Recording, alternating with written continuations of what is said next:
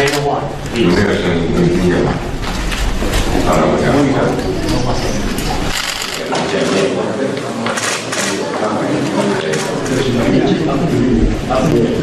부분에 조금 제가 설치된 것은 통역을 드리겠습니다. 刚才听到了没有？啊，没有听到我重复讲，我再重讲一遍，我再重讲一遍。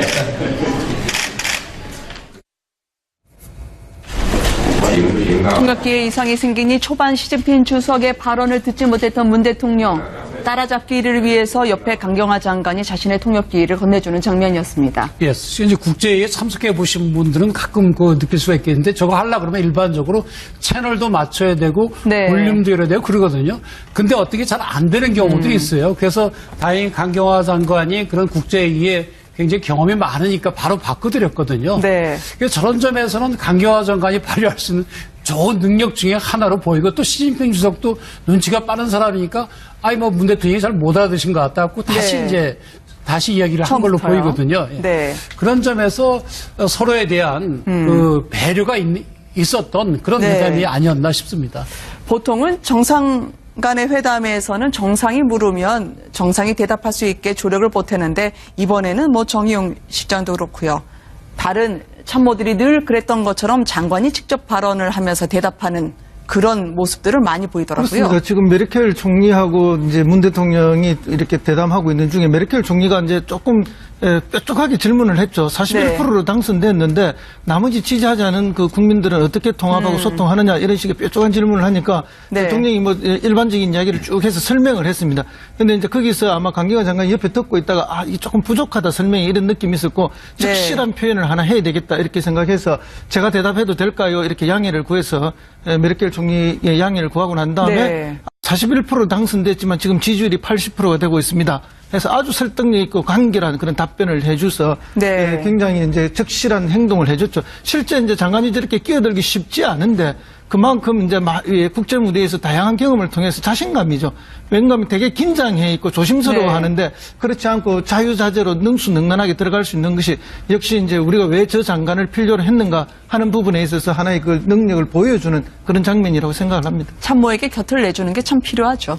역대 외교부 장관이나 반기문 전 유엔 사무총장까지 외교부 장관으로 최적임자다 추천을 했을 정도로 다자 외교에는 강점이 좀 있습니다. 강점이 다자 외교예요. 그럼요. 예. 한 번도 못 만나본 사람하고 여러 번 얼굴 마주친 사람, 여러 국가들의 어떤 사람들을 알고 있다고 하는 것은 엄청난 자산일 수 있거든요. 그러니까 이분의 능력을 우려하는 분들도 대북 관계 요쪽을 잘 알 것인가 요거를 염려는 했습니다만 다자 외교에 있어서 인정을 그렇죠. 했던 사람이니까요. 예, 맞아요. 예. 근데 아니나 다를까 어제 틸러슨 장관과 25분간 통화가 이루어졌는데요.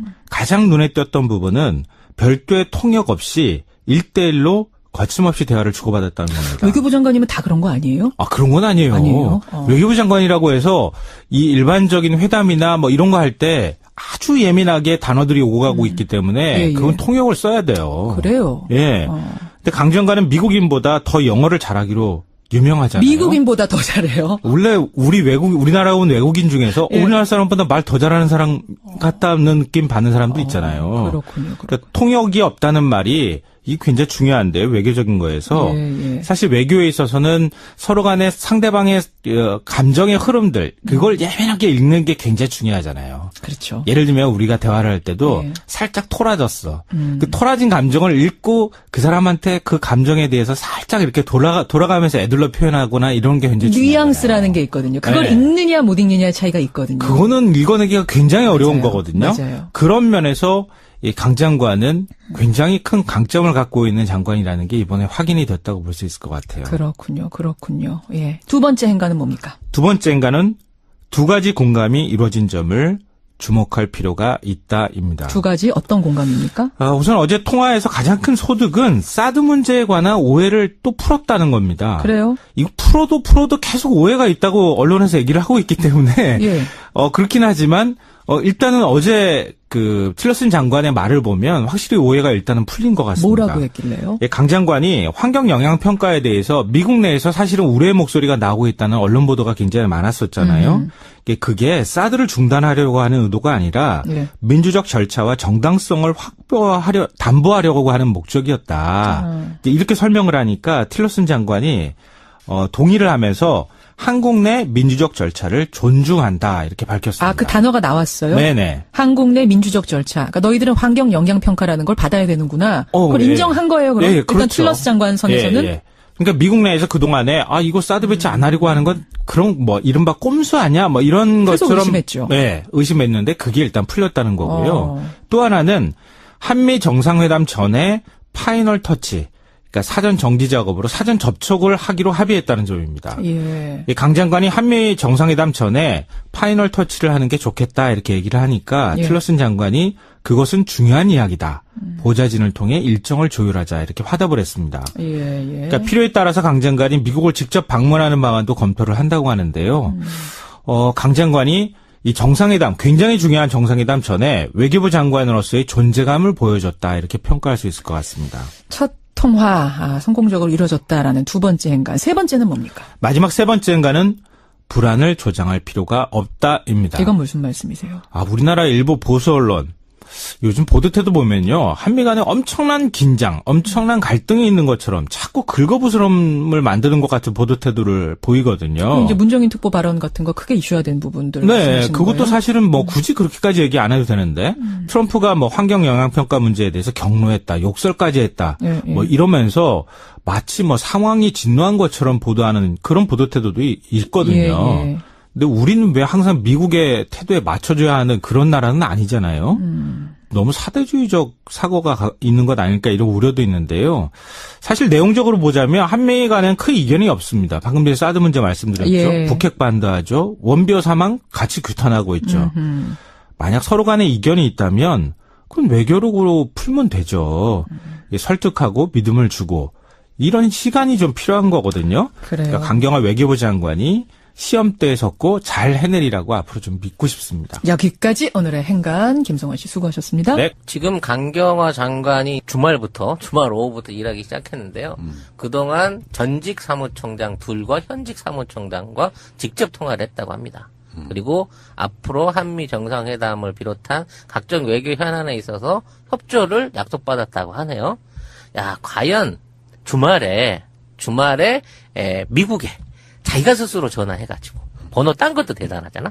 직접 이런 얘기를 원어로 할 수 있는 장관. 전화번호를 딸 이유가 벌써 대화가 하고 있는 분들이잖아요. 항상 전화번호 따로 안 따고 그렇죠. 직접 전화해서 전직 유엔 사무총장들, 현직 유엔 사무총장과 대화할 수 있는 외교부 장관을 가진 나라가 얼마나 있겠냐는 그러니까 거야. 저는 너무 든든한 게 구테레스는 놓기 싫어했고 뭐 반 총장은 뭐 의뢰 알고 또 뭐 너무나도 그 유엔이 지금 활발하게 가고 싶어 하는 그 루트를 너무 잘 알고 메커니즘을 너무나도 잘 하시는 분이 있어가지고 외교는 든든합니다.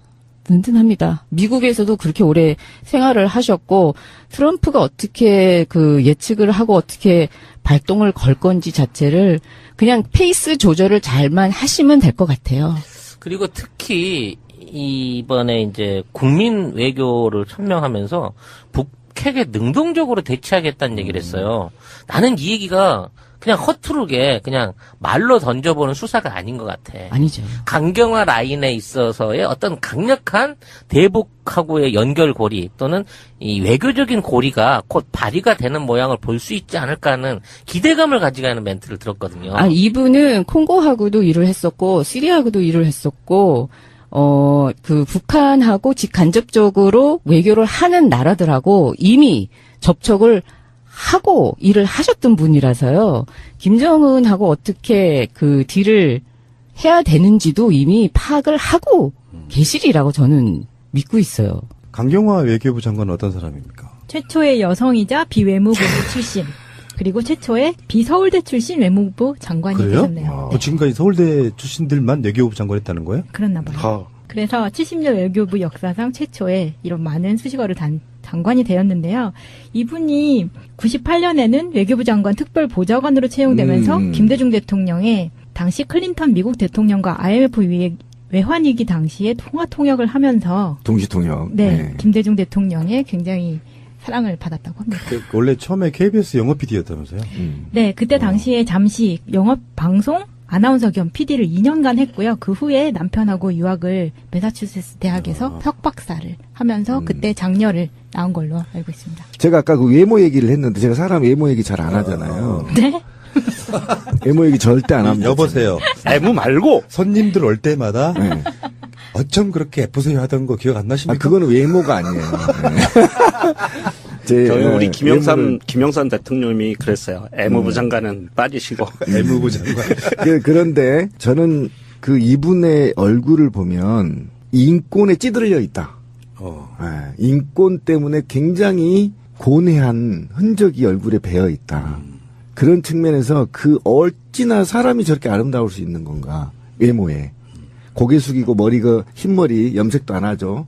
염색도 안 한 그 흰머리가 섞여 있는 머리에 고개 숙이면서 열심히 일하고 인권에 대해서 고뇌하는 모습들을 정말 인간이란 저렇게 아름다울 수가 있구나. 멋졌어요, 진짜. 멋졌어요. 정말 쩔고. 예, 그리고 관료주의로 쪄들어 있는 외교부가 여성으로 앉았어요. 얼마나 불쾌할까요, 남자들이. 자기는 외무고시도 합격해서 다음에 내가 장관하려고 했는데. 그렇지는 않을 거예요. 왜냐하면 이게 단순히 그렇게만 바라볼 문제가 아니고 강경화 외교부 장관 그 후보자는 사실은 그 노무현 대통령이 외교부 국제기구국장으로 발탁을 했던 부분이고요. 그랬는데 그 하는 일이 인권에 관계된 일을 했는데 그 하는 일이 너무 마음에 드니까 코피 아난 사무총장이 그렇지. 노무현 대통령한테 졸랐어요. 달라고. 그래서 유엔에 들어가게 된 거예요. 결정적으로. 그랬고 그 다음에 반기문 총장 시절에 계속 그 특보 역할을 했고 그 후에 반기문 총장 후임 총장에 있을 때는 이제 반기문 총장이 임기가 끝나고 같이 끝내려고 했는데 후임 사무총장이 또 이거를 간청을 한 거예요. 남아달라고. 네. 예. 그러니까 이분은 사실은 비외무고시 출신이고 서울대 출신도 아님에도 불구하고 이미 외교가에서는 최고의 파워우먼, 파워 외교관으로 인정을 받을 만한 능력을 갖고 있는 사람이기 때문에 외교부에서도 그렇게 크게 반감을 갖기는 힘들 것 같아요. 외교부가 굉장히 폐쇄적이었었고요. 남성 중심이었고 에리트 중심이었어요. 그리고 이게 어쨌든 그런 사회에서 최초로 비외무고시 출신과 여성이 그 총지휘를 맡게 됐다는 굉장히 남성 중심의 에리트 주의자들은 불쾌하게 돼 있죠. 그런데 어쩔 수 없어요. 왜냐하면 이제는 실력이 검증받아야 장관 자리에 올라가는 시대예요. 이제는 권위 시대. 예를 들면 반기문 같은 실력도 없으면서 으름장 거리는 사람들이 이제 이런 자리에 올라오고요. 그 다음에 어쨌든 안토니오 구테호스 사무총장 인수팀장을 맡았고 정책 특보로 임명돼 있었어요. 장관으로 하지 않아도 유엔에서 굉장히 중책을 맡고 향후에도 유엔에서 더 중책을 맡을 수 있는 실력을 검증받았다. 저렇게 끼어들기 쉽지 않은데 그만큼 이제 국제 무대에서 다양한 경험을 통해서 자신감이죠. 왠가면 되게 긴장해 있고 조심스러워 하는데 그렇지 않고 자유자재로 능수능란하게 들어갈 수 있는 것이 역시 이제 우리가 왜 저 장관을 필요로 했는가 하는 부분에 있어서 하나의 그 능력을 보여주는 그런 장면이라고 생각을 합니다. 참모에게 곁을 내주는 게 참 필요하죠. 역대 외교부 장관이나 반기문 전 유엔 사무총장까지 외교부 장관으로 최적임자다 추천을 했을 정도로 다자 외교에는 강점이 좀 있습니다. 강점이 다자 외교예요. 그럼요. 예. 한 번도 못 만나본 사람하고 여러 번 얼굴 마주친 사람, 여러 국가들의 어떤 사람들을 알고 있다고 하는 것은 엄청난 자산일 수 있거든요. 그러니까 이분의 능력을 우려하는 분들도 대북 관계 요쪽을 잘 알 것인가 요거를 염려는 했습니다만 다자 외교에 있어서 인정을 그렇죠. 했던 사람이니까. 예, 맞아요. 예. 근데 아니나 다를까 어제 틸러슨 장관과 25분간 통화가 이루어졌는데요. 가장 눈에 띄었던 부분은 별도의 통역 없이 1대1로 거침없이 대화를 주고받았다는 겁니다. 외교부 장관이면 다 그런 거 아니에요? 그런 건 아니에요. 아니에요? 외교부 장관이라고 해서 이 일반적인 회담이나 뭐 이런 거 할 때 아주 예민하게 단어들이 오고 가고 있기 때문에 그건 통역을 써야 돼요. 그래요? 예. 근데 강 장관은 미국인보다 더 영어를 잘하기로 유명하잖아요. 미국인보다 더 잘해요. 원래 우리나라 온 외국인 중에서 우리나라 사람보다 말 더 잘하는 사람 같다는 느낌 받는 사람도 있잖아요. 그렇군요. 그러니까 통역이 없다는 말이 이게 굉장히 중요한데요. 외교적인 거에서. 사실 외교에 있어서는 서로 간에 상대방의 감정의 흐름들 그걸 예민하게 읽는 게 굉장히 중요하잖아요. 그렇죠. 예를 들면 우리가 대화를 할 때도 살짝 토라졌어. 그 토라진 감정을 읽고 그 사람한테 그 감정에 대해서 살짝 이렇게 돌아가면서 애들로 표현하거나 이런 게 굉장히 중요해요. 뉘앙스라는 게 있거든요. 그걸 네. 읽느냐 못 읽느냐의 차이가 있거든요. 그거는 읽어내기가 굉장히 어려운 거거든요. 맞아요. 그런 면에서 이 강 장관은 굉장히 큰 강점을 갖고 있는 장관이라는 게 이번에 확인이 됐다고 볼 수 있을 것 같아요.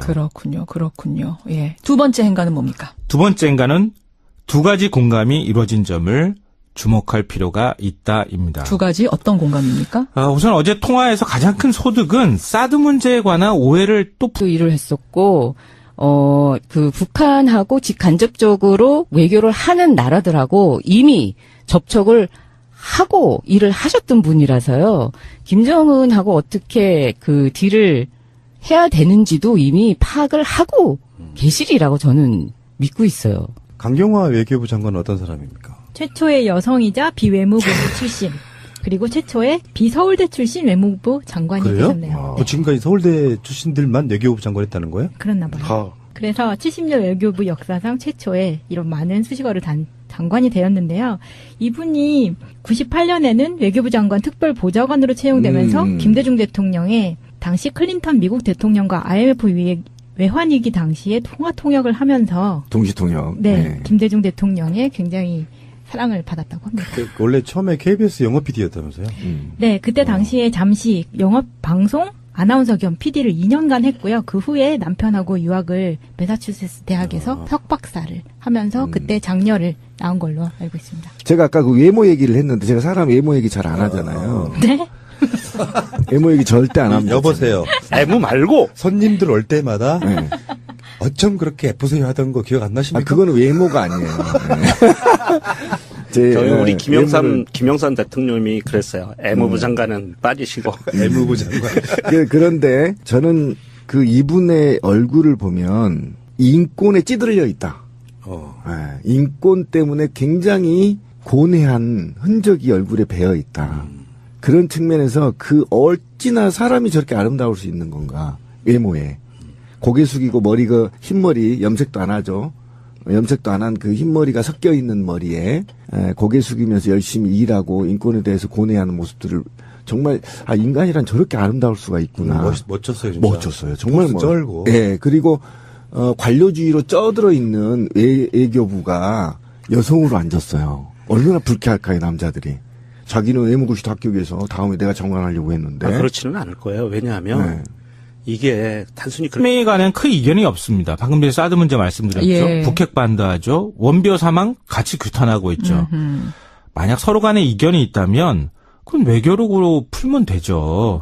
설득하고 믿음을 주고 이런 시간이 좀 필요한 거거든요. 그러니까 강경화 외교부 장관이 시험대에 섰고 잘 해내리라고 앞으로 좀 믿고 싶습니다. 여기까지 오늘의 행간 김성환 씨 수고하셨습니다. 네. 지금 강경화 장관이 주말 오후부터 일하기 시작했는데요. 그동안 전직 사무총장 둘과 현직 사무총장과 직접 통화를 했다고 합니다. 그리고 앞으로 한미 정상회담을 비롯한 각종 외교 현안에 있어서 협조를 약속받았다고 하네요.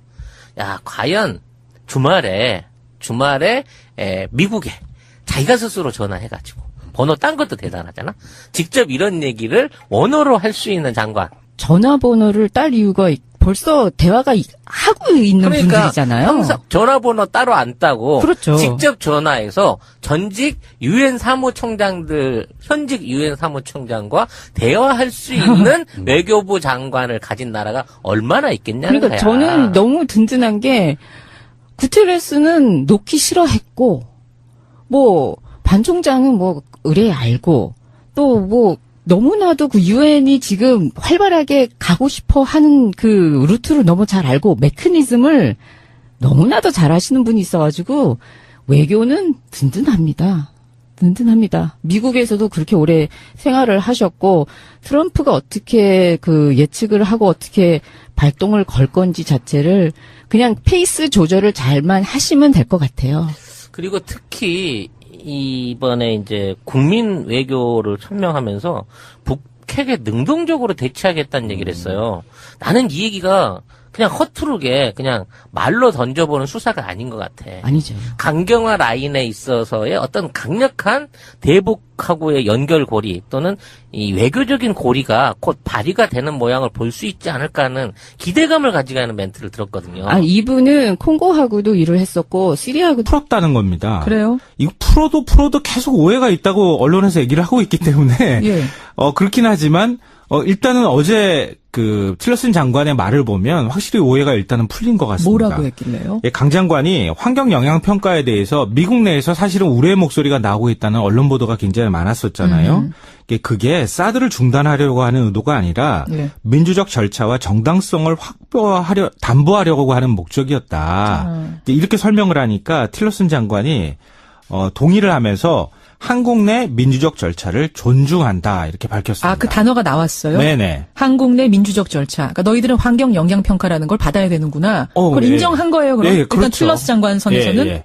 그러니까 미국 내에서 그동안에 이거 사드 배치 안 하려고 하는 건 그런 이른바 꼼수 아니야? 이런 계속 것처럼 의심했죠. 네, 의심했는데 그게 일단 풀렸다는 거고요. 또 하나는 한미 정상회담 전에 파이널 터치 그러니까 사전 정지 작업으로 사전 접촉을 하기로 합의했다는 점입니다. 예. 강 장관이 한미 정상회담 전에 파이널 터치를 하는 게 좋겠다 이렇게 얘기를 하니까 예. 틸러슨 장관이 그것은 중요한 이야기다. 보좌진을 통해 일정을 조율하자 이렇게 화답을 했습니다. 예, 예. 그러니까 필요에 따라서 강 장관이 미국을 직접 방문하는 방안도 검토를 한다고 하는데요. 강 장관이 이 정상회담, 굉장히 중요한 정상회담 전에 외교부 장관으로서의 존재감을 보여줬다 이렇게 평가할 수 있을 것 같습니다. 첫 통화 성공적으로 이루어졌다라는 두 번째 행간. 세 번째는 뭡니까? 마지막 세 번째 행간은 불안을 조장할 필요가 없다입니다. 이건 무슨 말씀이세요? 우리나라 일부 보수 언론 요즘 보도태도 보면요. 한미 간에 엄청난 긴장, 엄청난 갈등이 있는 것처럼 자꾸 긁어부스럼을 만드는 것 같은 보도태도를 보이거든요. 이제 문정인 특보 발언 같은 거 크게 이슈화된 부분들. 네, 말씀하시는 그것도 거예요? 사실은 굳이 그렇게까지 얘기 안 해도 되는데 트럼프가 환경 영향 평가 문제에 대해서 경로했다, 욕설까지 했다, 예, 예. 이러면서 마치 상황이 진노한 것처럼 보도하는 그런 보도태도도 있거든요. 예, 예. 근데 우리는 왜 항상 미국의 태도에 맞춰줘야 하는 그런 나라는 아니잖아요. 너무 사대주의적 사고가 있는 것 아닐까 이런 우려도 있는데요. 사실 내용적으로 보자면 문제가 좀 있는 게 많다고 생각합니다.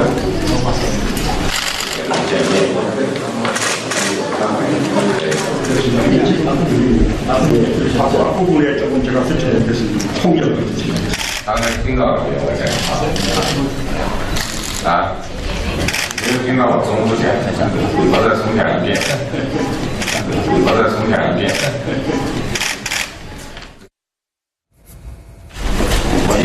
총각기에 이상이 생기니 초반 시진핑 주석의 발언을 듣지 못했던 문 대통령.